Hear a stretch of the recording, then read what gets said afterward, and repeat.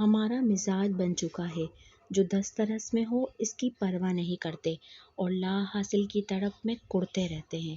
کس نے آپ کو اہمیت نہیں دی؟ اس فکر کو چھوڑ دیں اور ان محبتوں کی قدر والے بن جائیں جنہیں آپ کی پرواہ ہے۔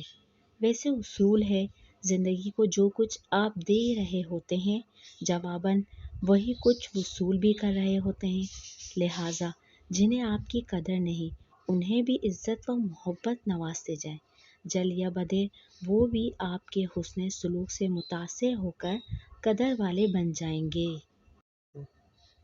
حوصلے اگر بلند ہو جائیں تو ارادوں کی تکمیل میں حائل رکاوٹوں پر قابو پانے کی ہمت خود پیدا ہو جاتی ہے۔ خدا انسان کو حلال، حرام، جائز، ناجائز، اچھائی اور برائی کے چناؤ کا اختیار دے کر اپنا نصیب خود بنانے کی مہلت دیتا ہے۔